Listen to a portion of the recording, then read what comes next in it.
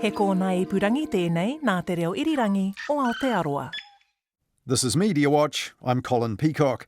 This week, the country's biggest arts funder published a plan to boost coverage of culture, which has been dwindling in our media for a while now. We ask, where did all the music criticism go? And the money to pay for it properly. Also, the chief of the country's most powerful media watchdog says we need new laws now to hold the media to account in the future, but will the powers that be give them more power? But before all that though, when exactly do we get a new government? News just out, the National Party, this is being reported by One News, the National Party is apparently deeply frustrated that a coalition deal was not signed today. Reportedly, the party had hoped that today was the day that they would be signing a deal between National Act and New Zealand First. And because, of course, that's only going to happen tomorrow, and that would line up with the reports that we had heard that the thing had been delayed through the course of today and something had gone ever so slightly wrong.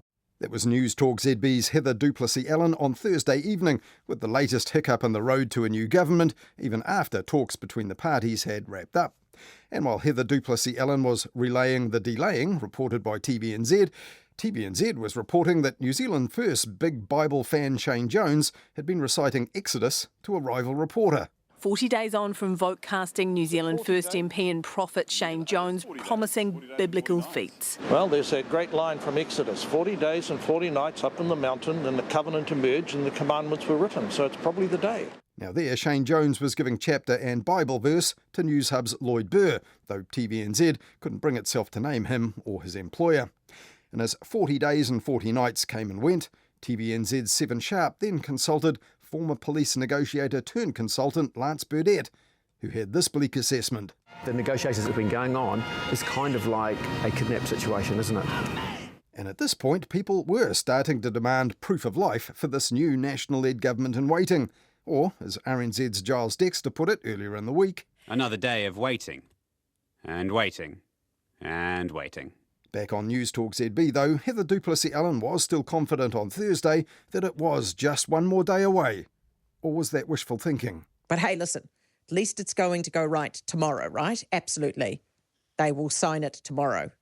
Absolutely. We all know that. So if that doesn't happen, there's a problem. And as long as that happens, we're okay. But as we now know, the parties did put pen to paper on a unique three-way deal the next day at Parliament at last. Kia ora, good morning. We interrupt normal programming to bring you breaking news. 41 days since Election Day, the shape of the new government is just about to be officially signed off. Winston Peters set to be Deputy Prime Minister for the first half of the next parliamentary term. David Seymour set to be the Deputy Prime Minister for the second half. Both act in New Zealand First with 3 MPs in Cabinet. Well, well, well, what a delicate solution that is for the role of Deputy Prime Minister, isn't it, Jack? Thank you to all of you for your patience and your understanding and the wait for this government to be formed over the last 20 days. I think it is a real credit to New Zealanders that we now handle the MMP process with such calmness and maturity. Though, as TVNZ's Jessica Much-Mackay had pointed out on Thursday night, that was only one of 2 steps to go. Firstly, the party boards have to sign off on this, and then they need to get the OK from the Governor-General as well. So it will still be next week at the earliest before we actually have a working government. However, sealing the party political deal did mean an end to the tedious negotiation saga in the media. Never in New Zealand politics has so much been said by so many reporters and commentators, working with so few morsels of actual information for so long. From the start, though, Christopher Luxon did try to manage the media's expectations by telling them there were no deadlines and he wouldn't do blow-by-blow updates on the progress. And Winston Peters also gave the media next to nothing to work with. It is very annoying when people ask stupid questions. And at times he even refused to respond to questions at all. TVNZ kept score of the unacknowledged questions in one particular airport run one day like this. Happy to be back, possibly back in town. Noticed they've changed the Air New Zealand safety demo. Is there anything you'd like to say, Mr. Peters? But by contrast, ACT's leader David Seymour was pretty happy to be interviewed, though not about the specifics of who was calling whom and how. And so you've reached out to Winston Peters. He sent you a voicemail. Does that concern you? If you want to get into the technicalities of how phones work, then you can. But I don't know if that's the level he's ignoring you. He's been ignoring you. I don't know if that's the level of debate that New Zealanders want. David Seymour was probably right about that last point there, But in the absence of meaningful comment as the days ticked by, that was pretty much all the media got. And last weekend, Christopher Luxon, having abandoned his no daily update strategy, also ended up telling reporters about how they were using their phones. There just might be a depth of conversation you want to get to that's easier done in person across a table, around a table, than it is actually doing it through the telephone. Equally, there's a lot of other things that are quite transactional and quite straightforward that we can resolve through a phone, or require us to, go away and do some work respectively, and we brief that in together, and then we go off and do that work. Now, when broadcast journalists need to check if a source is being recorded loud and clear, they often ask a throwaway question, "What did you have for breakfast?" Though they, of course, have no real interest in the actual answer. But when the key quotes in this government negotiation story ended up being lame quips about Weet-Bix... Well, you can never have too many Weet-Bix, can you know? I mean... I can. I think they're a great start to the day. It was pretty clear that this particular political drama had long since jumped the shark as a media spectacle, though Newshub's Lloyd Burr and Tamara Whenā-Moia did make an 8-minute montage of political leaders' placeholder platitudes 39 days in. All party leaders understand the urgency. Listen, that killers in the jungle. We're moving with tremendous urgency. We've been ahead of the curve. We've been trying to make sure that we can, deal with issues and have conversations about things that we need to do so. Now, that was funny in parts, but it was a pretty hard watch overall, given what had gone on since the election. And if any TV producer out there is tempted to pitch a docudrama to NZ On Air, telling the tale of how this government was formed, please don't. There's been more than enough made of it by our media these past few weeks to last us more than a lifetime.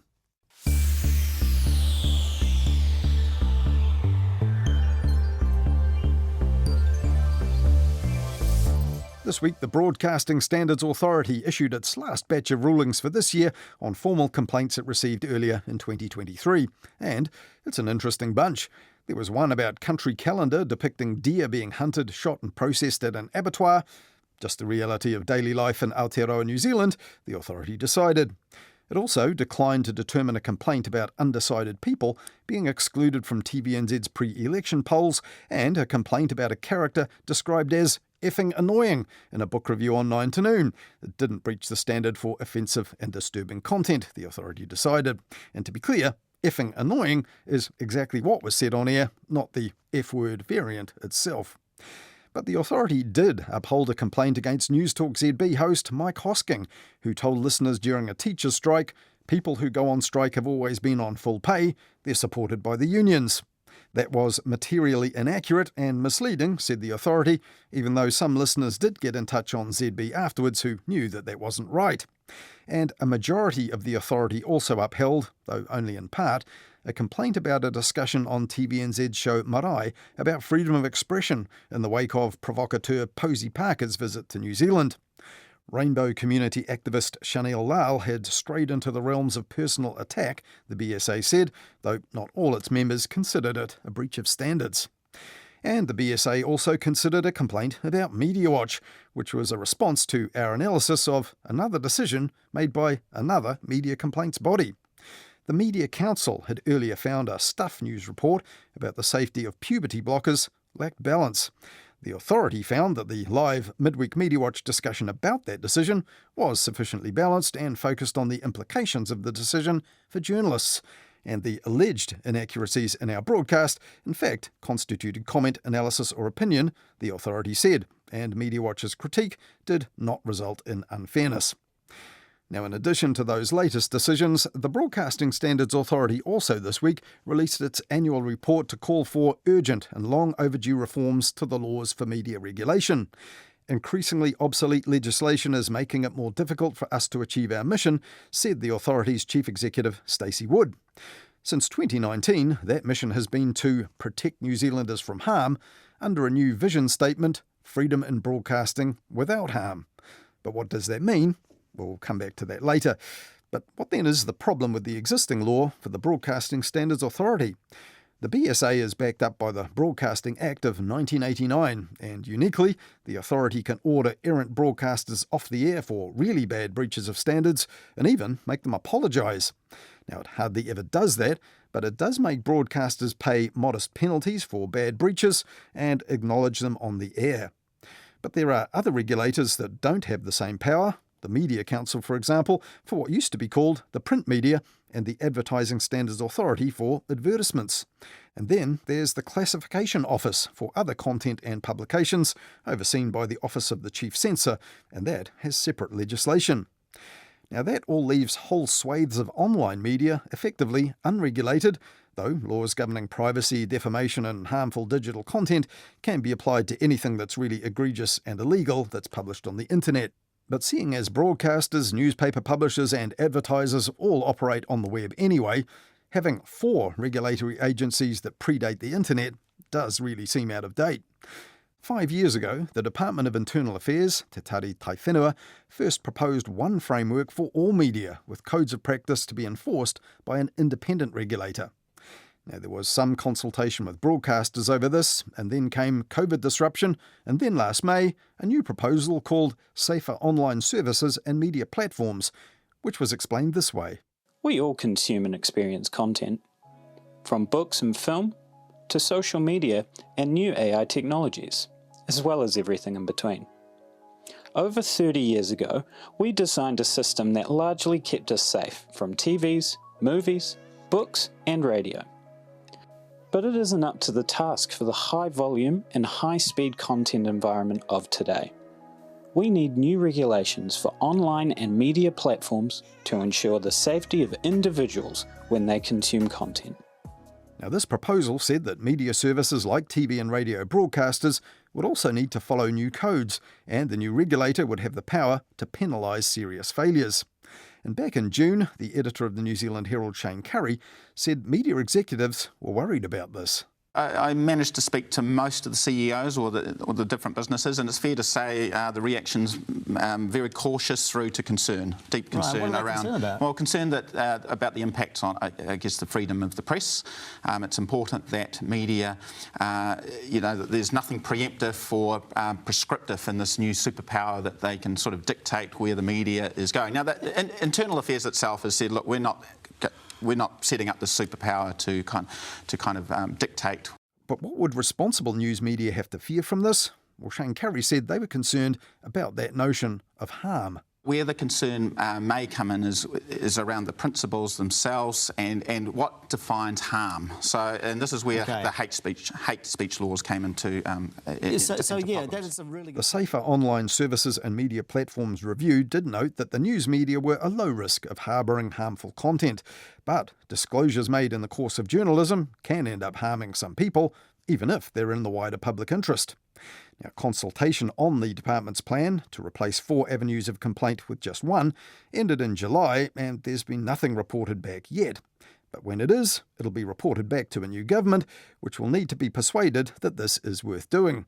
So this week, I asked the Broadcasting Standards Authority Chief Executive Stacey Wood, is that why she went public this week to say that the slow-moving and possibly even stalled overhaul is now urgent?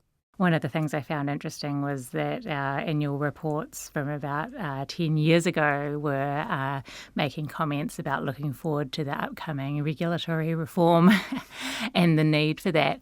We've finally had consultation this year on the Safer Online Services and Media Platforms. It would be a shame if things stalled now. This is urgent. People are being harmed, and traditional broadcasting media is not where most of the harm is happening. The outgoing government did have a plan. This is run through the Department of Internal Affairs. Safer Online Services and Media Platforms is the name that it now has. But that's been going on since about 2018 when they opened up. Is that actually what you want? You want that plan? We're broadly supportive of the plan. We do think there's quite a few details that still need to be ironed out, though. One of the goals of the proposed new framework is to reduce fragmentation and increase simplicity and, make it easy for people to know where to go, because currently we've got so many doors if you have a complaint. But it wasn't totally clear to us from the consultation how much simpler the new system would be. But sorry to interrupt you, but the main thing to make it simple or less fragmented, as you put it, was having one body. Effectively, this would replace you, wouldn't it? And there would be another body. The BSA would cease to exist. In its current form. We still think there's a role for a complaints body, an oversight body of traditional broadcasting media.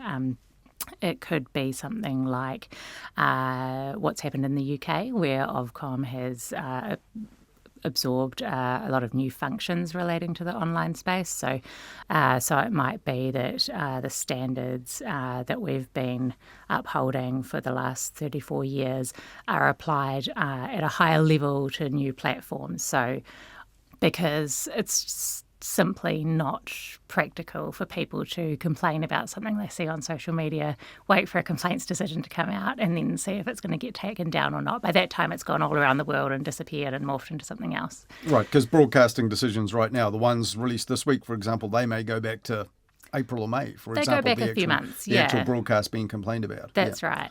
But on social media, there's just no effect. So you need to be holding those online providers to account and saying it's on you to make sure that people are safe and not being harmed in the first place by the content that appears on your platform. Does this effectively give you a bigger empire? You'd have a new name, but you'd be well situated to actually take on more responsibilities, become we would bigger love and more that. powerful? You know, it would be a big job. But at the moment, we feel like we've got all of this expertise and knowledge, and we're seeing all the research that's coming out about harm that's being done to people online, and we would love to be able to contribute to solving that, but we just have no jurisdiction and not really any money because levies are going down. We've just had our first government funding increase in 20 years. So when you say levies going down, there's media companies that pay levies. Yeah, so traditional broadcasting companies, television and radio, if they make over a certain amount of money every year, they have to pay us levies to fund the complaint system. And it's, there's an argument that that's not really fair when online streamers and social media don't have to do any of that. Yeah. However, as you mentioned, 10 years ago, the former government looked at this. The Law Commission recommended a one-stop shop for regulation. The government then looked at it, didn't happen. Do you think the current one that's coming in will be any more inclined to do it? We hope that it will be a priority for the new government. The risks now are perhaps not totally different to the risks 10 years ago, but some of them have been really highlighted in recent years. So your mis and disinformation, foreign interference in elections, self-harm by young people experiencing harmful content online. But we do have the Harmful Digital Communications Act specifically for this as well. News media companies that, as the Safer Online Services and Media Platforms review pointed out, are at low risk. They don't carry this sort of stuff. They are broadly responsible.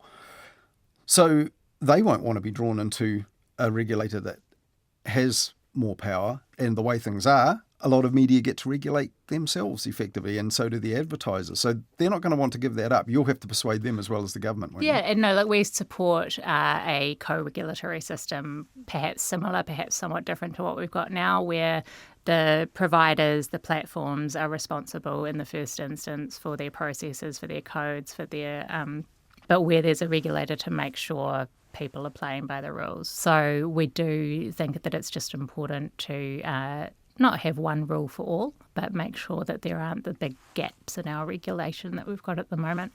There will be those, a bid to create a bigger regulator covering all media.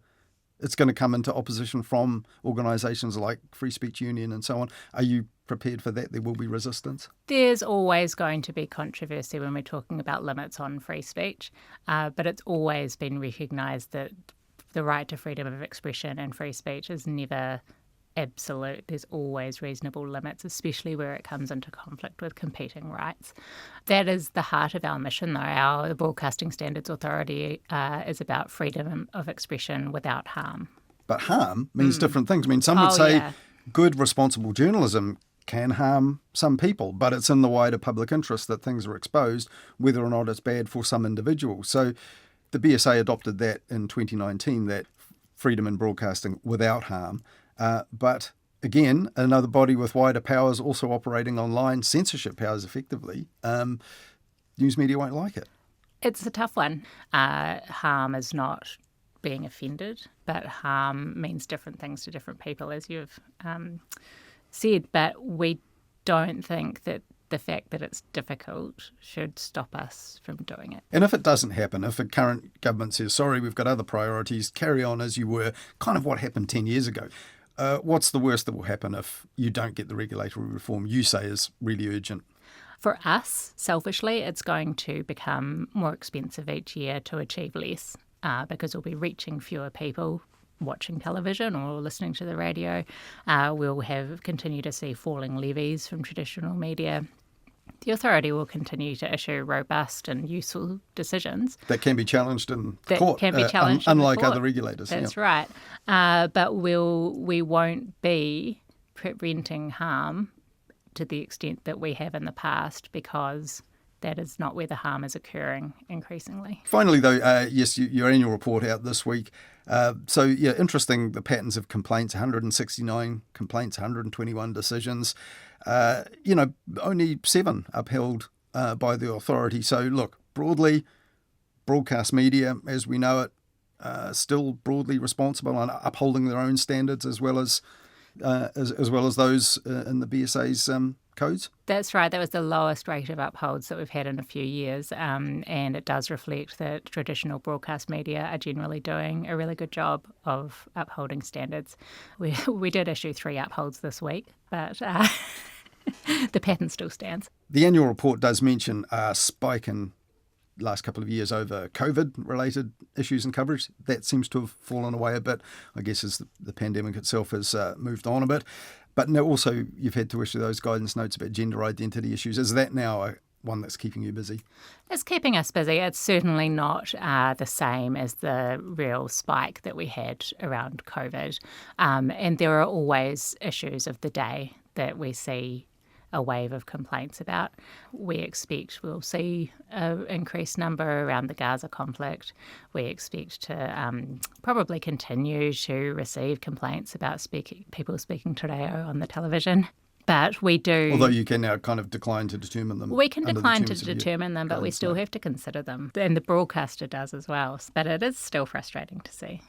That was Stacey Wood, Broadcasting Standards Authority Chief Executive, who this week warned that reforms to the laws for media regulation are urgent and long overdue.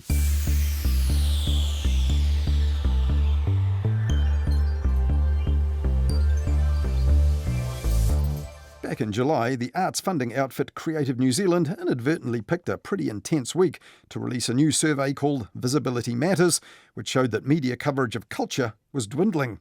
And one day earlier, the media had published a flood of stories about the crimes of multi-millionaire arts patron Sir James Wallace, described by many in the media as a worst-kept secret while his name was still suppressed.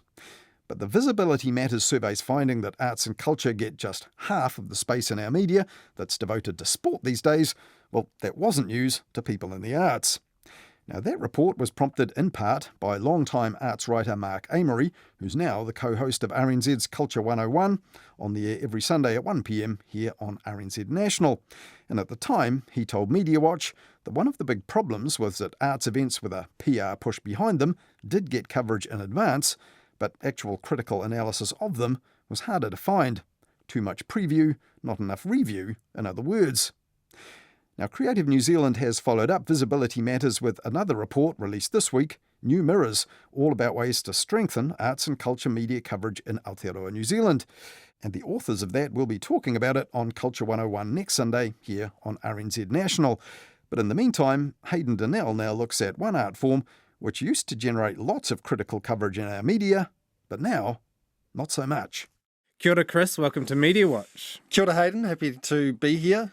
We've just had a new report out. It's called New Mirrors. It's about the state of arts and culture reporting in New Zealand. In short, things are not looking great, according to this report. Do you share that assessment? It's nice to see that I'm not the only one out there trying to point at things and say, hey, this is a problem. What are we going to do about it? Like, there's actually now a document with research and interviews that says a lot of the same stuff I've been trying to get across in some of my work for the last couple of months. Yeah, so that work is mainly focused on basically music journalism, how there's very few or no paid music journalists for print in New Zealand. Is that the only issue, though? If you look at the most recent cuts and restructurings at our 2 biggest newsrooms, at Stuff and New Zealand Herald, Stuff's entertainment team, I understand, and have now been kind of subsumed into the news team, so they are not sort of full-time entertainment reporters anymore. And then at the Herald, I understand they have one entertainment reporter across the board. There was a lot of experience lost in those recent cuts. It's arts across the board. It's film, TV, it's books, arts. It's all facets of that coverage. 20 plus years I was covering arts and culture, and mostly focused on the cool stuff, music, film and TV, but we'd cross paths with other writers and covering that other stuff too. They were always there in the newsroom, Can you paint a picture of how things have changed from those early days? Yeah, when I started, not only could you be a full-time music journalist, you could choose what kind of music you wanted to cover. If you wanted to cover alternative or hip-hop, you went to Real Groove magazine. If you wanted to cover rock or pop, you went to Rip It Up. There were magazines for electronica and dance, remix and pavement. The Herald had its Time Out publication, which started, I think, in sort of 2000, 2001, the early 2000s anyway, and that was like this weekly dump of everything you needed to know in the entertainment world. There was also arts coverage in Canvas on the Weekend Herald. There was a second Time Out. And I think in your blog you said there was like 6 roles attached to Time Out. When I left in 2019, there were 6 of us. There was sort of more experienced heads plus the new younger journalists coming through, and we were sort of teaching them the ropes on how to do that. Yeah, that was 2019. I think a lot of those roles were lost because during COVID, obviously, there were no events. So there was no advertising for concerts or movies because no one could go to those things. The stunning thing to me now is that it's come back. This upcoming summer is the busiest summer for live events I've ever seen. We have 80 music festivals happening this summer. That doesn't include Foo Fighters, Pink, these kind of stadium spectacles. Coldplay announced a show this week. Go look at the power stations lineup of acts coming. It's chocker. It's going off. And you wrote in your blog that there was a couple of major music festivals. Eden Fest, I think, was one of them, where just no one attended from the news outlets. Listen In was the first one. I logged in on Monday morning. I wanted to read about it, and I couldn't find any coverage. And then the following weekend, Eden Festival out at Mount Smart, same venue, same thing. That was a new festival headlined by 660 and the Fuji singer Lauryn Hill, which is a pretty big lineup. I understand they got a big crowd. These are, to me, news events. People want to read about them. But is that true? Do people want to read about them? Because these commercial news organisations, they don't make decisions for nothing. They're obviously in tough economic times. They're looking at the stuff that might not be getting clicks or might not be making money. And they've obviously identified arts and music coverage. Is that fair to say? I don't know if it's as conscious as that. I spent 20 years proving to editors that entertainment and culture was worthy of coverage, and it could work if you did it right, if you did it smartly, if you did it with intention and integrity. If you're covering stuff online, it's sort of, I don't know, take for example Matthew Perry passing away. You're not just hammering that all day. You're offering other things alongside it, local news stories, other things for people to read that aren't just things you can get elsewhere. You're putting together, a complete kind of entertainment news package for people. In New Mirrors, though, I think arts coverage is described as the canary in the coal mine. It's not part of what they call the core news, and so it's the first thing to get cut when times are tough. I think it's pretty obvious. Yeah, you're not in here talking to Tova O'Brien about the death of political coverage or Dylan Cleaver about the death of sports reporting. And you're kind of asking why us? Why not Dylan Cleaver? Why not you, Tova? Why not you? Well, yeah, but that's my point, right? Like when you don't see, I don't know, Lord or Taika on the same pages, on the same websites as All Blacks, as political figures, as business leaders, then you're almost saying that doesn't matter. That's wrong to me. That is absolutely not correct. I refuse to believe that. Is it a chicken or the egg situation? Because I think you'd have some people in newsrooms that would say, look, those stories just don't get clicked. But also they're not on the homepage. So they don't get clicks because they're not on the homepage, and they're not on the homepage because they don't get clicks. So is it kind of a vicious cycle that's going on here? I tell a story about 660, right? Like the first time I interviewed 660, it was awful. They didn't want to be there. It was a horrible interview. They were a closed book. Second time I interviewed them, I said, I'm not doing that. Let's go boxing. I knew they liked boxing. So we went boxing. And that also wasn't a great story. But the third time I interviewed them, this was like 6 years, right? They trusted me. They brought me into their studio. And that's the story that people still talk to me about. This wasn't like a rock and roll situation. This was like an office. They had whiteboards on the wall. They were plotting out this future where they headlined Eden Park and Western Springs. It was a business. And so I kind of covered that like a business story. And that took that long. And a lot of the people in, especially the music scene, you know, promoters are prickly people. They take time to get to know. You can't just call them up and say, hey, what's going on here? You need to have a relationship with them. And if journalists aren't allowed to build those contacts, you're not going to get those stories. You're not going to get the big stories. And the writers who can do that job are finding other things to do because those jobs aren't there anymore. Yeah. You're at Consumer NZ, right? I am a Consumer New Zealand reporter. Now, like I'm 45. I'm not sitting here saying, hire me back as a music journalist. I never thought I'd be doing this for my whole life. I never thought I'd be talking about it not happening. I thought I'd be able to like either mentor the new writers coming through or enjoy their work. You know, they should be telling me what to listen to now, not me telling people. I'm 45. I've got 2 kids. You're pretty gutted over it, obviously. Like, what are we losing when we lose this stuff? On a wider context, I always had this kind of feeling that I was documenting.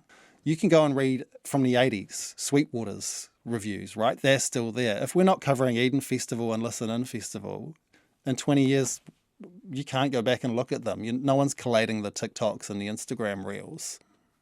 You know, I'm of your generation, Hayden. I grew up with magazines and newspapers, right? I think. Bit older. Stop looking at me like that. Similar. Little bit older. I think people still want to read about. I have to believe that. I had a chat yesterday with a 60-year-old woman in Point Chev who she lives there. She'd heard Post Malone playing on Tuesday night, and she went and read. There's 2 reviews out there for that show on the Herald and stuff. She went and read both of them, and she wanted to have a conversation with me about it. She's 60 years old. People are still interested in what's happening, I think. And you know, as a journalist, there's good stories there. There's 80 music festivals happening, and I could give you 5 stories off the top of my head just around trends in those music festivals. Number one, 90% of them are being headlined by men. Aren't we documenting things? Isn't that what journalists are doing? You can go and read about elections from the 2010s, the 80s, the 70s, and this stuff just won't be there. There are some solutions on the table in New Mirrors. One of them is just having a dedicated funding pool for artists. Stuff like help with their publicity and this kind of stuff. The other one is also probably more interesting for us, which is setting up something like the Science Media Centre, like a dedicated hub that just basically helps organisations with the arts reporting admin, puts together a calendar of all the upcoming arts events and sets you up with potential people to interview, that kind of thing. Would that help? I think anything would help at this point. I love that idea. I guess we can't, having seen newsrooms make these cuts and get rid of their arts and culture reporters in such big numbers, we can't really trust them to bring them back.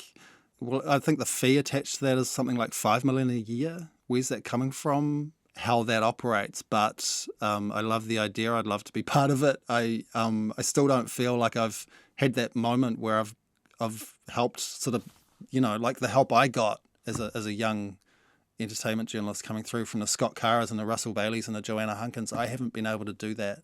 I mean, that's how it used to be, right? Like entertainment, arts and culture reporters were there in the newsroom pitching stories, fighting to get on those pages. If a good story is a good story, right? It still comes back to that to me. If we're not putting them up there next to All Blacks, to cricketers, to politicians, then yeah, people are going to stop reading them and they're not getting that exposure, so they're not going to get bigger. The other thing too, I think, right, is that print is often where that hype machine starts, where whoever it is on the entertainment spectrum gets a story and someone on radio sees that and says, oh, we should have them in. And then someone on breakfast sees that and says, oh, we should get them in on the couch next to John Campbell. Like there's this kind of ecosystem there. And when you pull out one of those tent poles, that all kind of collapses because no one's seeing those stories. So the tent is collapsing right now. Totally. Yeah. I make you Tsar of music journalism, arts and culture coverage tomorrow. Chris Schultz is the supreme emperor of it.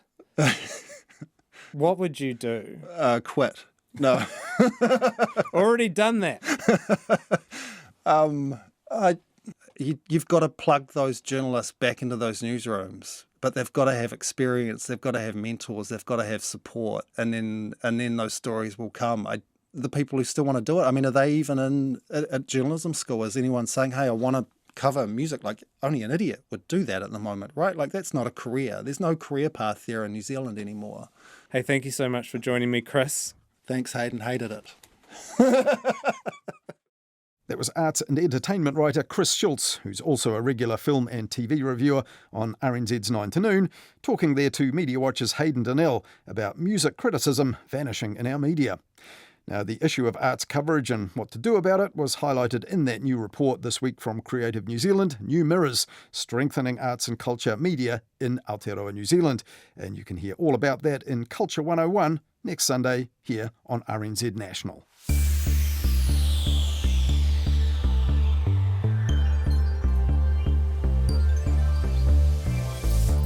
And finally on Mediawatch this weekend, lately an upswing in COVID cases has meant that the virus has been back in the news, along with questions about how we should deal with it this time. And on News Talk ZB late last week, morning host Kerry Woodham was telling her listeners, we as a population have to show that we can manage ourselves, manage our health, and look after the community, because the last thing we want, surely, is to have a government or government departments decide that they will manage our health for us. And with that in mind, last Monday, News Talk ZB's Mike Hosking drew his listeners' attention to this. Major Oxford University study, COVID lockdowns were no more effective at controlling the pandemic than letting people adapt their own behaviour.